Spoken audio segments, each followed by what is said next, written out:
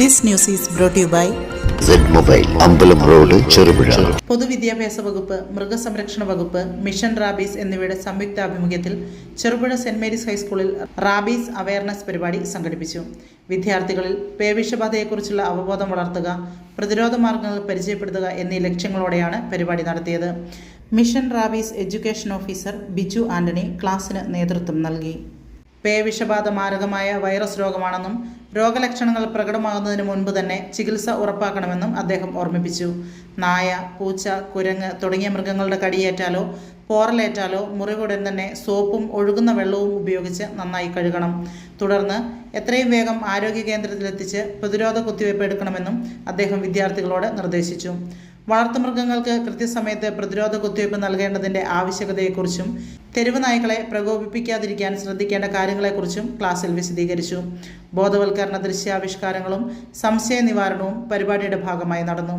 ചടങ്ങിൽ head mistress Marykutty Mathew സ്വാഗതവും staff പ്രതിനിധി സീമ ജോസ് നന്ദിയും രേഖപ്പെടുത്തി. അധ്യാപകരും വിദ്യാർത്ഥികളും പരിപാടിയിൽ സജീവമായി പങ്കെടുത്തു.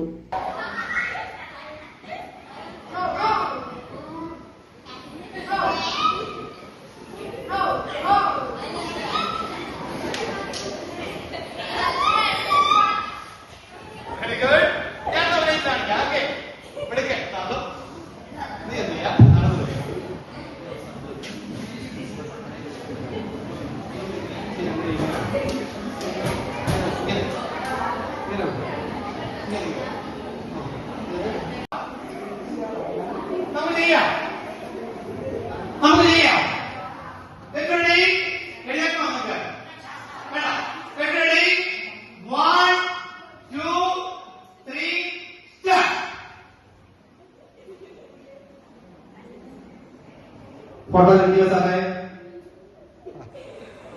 കിട്ടിയോ? പറഞ്ഞു. അപ്പൊ ഞാൻ എന്ത് ചെയ്തു, ട്രെയിനിങ് കണ്ണൂർ ടൗണിലാണ് വർക്ക് ചെയ്തുകൊണ്ടിരിക്കുന്നത്. അങ്ങനെ ഇതുപോലെ വലിയൊരു സ്കൂളില് 2500 കുട്ടികളുണ്ട്. ആ സ്കൂളില് ഏറ്റവും കൂടുതൽ പെൺകുട്ടികളാണ്. ആ സ്കൂളിൽ ക്ലാസ് എടുക്കാൻ ചെന്നു. അപ്പൊ ക്ലാസ് എടുക്കാൻ ചെന്നു 600 കുട്ടികൾക്ക് വെച്ചാണ് ഓരോ ബാച്ച് ക്ലാസ് എടുക്കുന്നത്. ആദ്യത്തെ 600 കുട്ടികൾക്ക് ക്ലാസ് എടുത്തപ്പോൾ ടീച്ചർ നന്ദി പറയാൻ വേണ്ടി വന്നു. വരുമ്പോൾ ടീച്ചറിന്റെ കണ്ണിൽ കണ്ണുനീരിങ്ങനെ ധാരാളമായി ഒഴുകുക. ഞാൻ ടീച്ചർ എന്താ കരയുന്ന ടീച്ചറെ? ടീച്ചർ പറഞ്ഞു, സാറേ 2 വർഷം മുമ്പ് ഈ ക്ലാസ് ഞങ്ങളുടെ കുട്ടികൾക്ക് കൊടുത്തിരുന്നെങ്കിൽ എന്റെ മോള് പോവുകയല്ലായിരുന്നു പറഞ്ഞു. ഞാൻ ചോദിച്ചു, മോള് പേവിഷബാധ കൊണ്ട് മരിച്ചു എന്ന് ചോദിച്ചു. മോളെന്ന് പറഞ്ഞാല് ഞാൻ 6ാം ക്ലാസ്സിൽ പഠിപ്പിക്കുന്ന ഏറ്റവും മിടുക്കി, ഞങ്ങളുടെ സ്കൂളിലെ ഏറ്റവും മിടുക്കിയ, സ്പോർട്സിനും ആർട്സിനും പഠനത്തിനും ഒക്കെ മിടുക്കി, അത്ര മിടുക്കിയാണുള്ളത്. പക്ഷെ അവൾക്കൊരു കുഴപ്പമുണ്ടായിരുന്നു, പറഞ്ഞാൽ ഇച്ചിരി അനുസരണം ഉണ്ടായിരുന്നു, ബാക്കി എല്ലാത്തിനും മിടുക്കിയായിരുന്നു. ഒരു ദിവസം അന്ന് ഓൺലൈൻ ക്ലാസ് ആയിരുന്നു. ഞാൻ വീട്ടിൽ ചോദിച്ചു എന്താ സംഭവം. അന്ന് ഓൺലൈൻ ക്ലാസ് ആയിരുന്നു. ഓൺലൈൻ ക്ലാസ് സമയത്ത് ഇവിടെ എന്ത് ചോദിച്ചാല് ഇവിടെ പപ്പ മമ്മിയോട് ജോലിക്ക് പോകാൻ നേരത്ത് ഇവിടെ അനിയത്തി ഇവിടെ കമ്പ്യൂട്ടർ പുള്ളി ഏൽപ്പിച്ചിട്ട് പോയി, മോളെ പുറത്തേക്ക് പോകരുത്, നായും പൂച്ചയൊക്കെ ഉണ്ട്, നിങ്ങൾ ഇവിടുന്ന് ക്ലാസ് കൂടിക്കണം, വൈകിട്ടേ കളിക്കാൻ പോകാന്നൊക്കെ പറഞ്ഞു.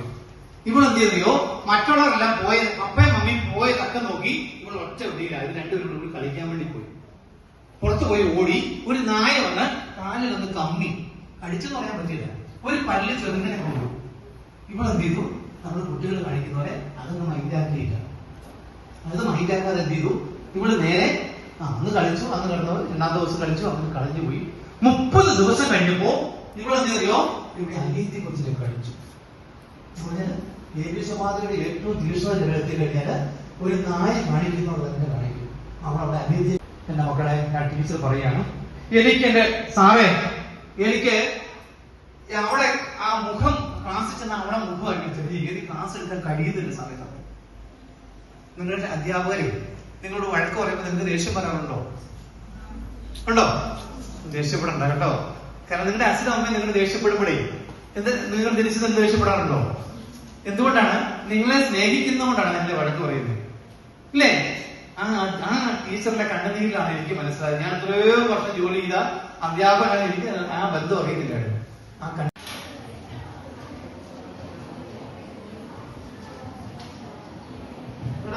One, two, three, start.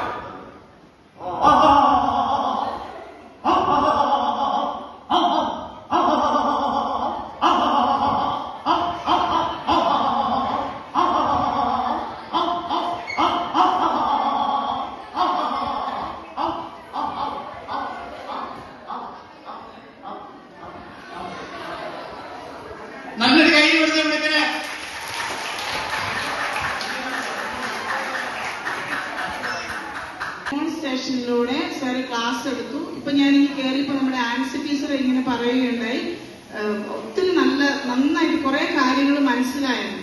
തീർച്ചയായിട്ടും നമ്മൾക്ക് ശ്രദ്ധിക്കേണ്ട കാര്യങ്ങൾ, നമ്മള് പേവിഷബാധയിൽ നിന്നും നമ്മളെ പൂർണ്ണമായിട്ടും രക്ഷപ്പെടാനുള്ള എല്ലാ കാര്യങ്ങളും സാറ് പറഞ്ഞു തന്നിട്ടുണ്ട്. ഇത് കുട്ടികൾ നിങ്ങൾക്കാണ് ഏറ്റവും ഉപകാരപ്പെടുന്നത്. കാരണം നിങ്ങൾ തന്നെ യാത്രയൊക്കെ ചെയ്യുമ്പോൾ ആ സാർ ആ ബാഗൊക്കെ ഇങ്ങനെ നീട്ടി പിടിച്ച് ബാഗൊക്കെ കവർ ചെയ്ത് തലയൊക്കെ ഇട്ട് എല്ലാം കാണിച്ചു തന്നിട്ടുണ്ട്. ഇത് വളരെ അമൂല്യമായ ഒരു ക്ലാസ് ആയിരുന്നു എന്ന് പറയാതിരിക്കാൻ വയ്യ.